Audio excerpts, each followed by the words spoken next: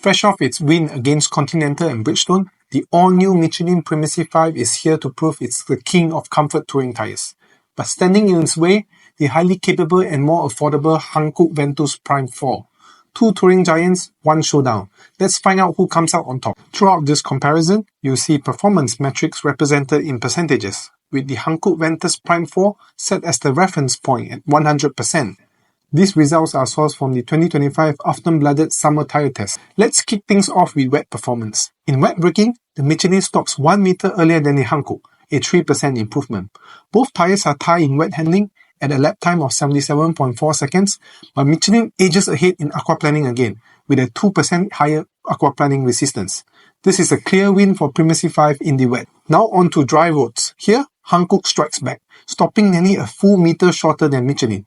Both feel identical in dry handling, but that 3% braking advantage puts the Hankook slightly ahead on dry tarmac. Mileage is where Michelin really flexes its muscle.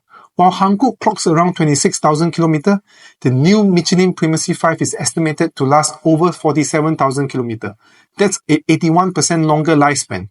Michelin clearly dominates in durability. When it comes to comfort, Michelin's ride is just a little bit more refined. It scores 10 out of 10 for subjective noise, while Hankook lands at 8.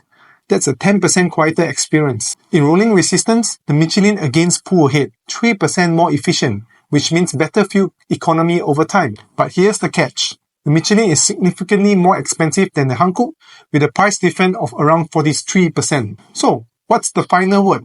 The Hankook Ventus Prime 4 is a great choice if you want strong dry braking with a lower price. On the other hand, if you want the best in wet grip, noise, mileage, and fuel efficiency, the Michelin Primacy 5 is the more complete touring tyre. Thanks for watching, and don't forget to subscribe.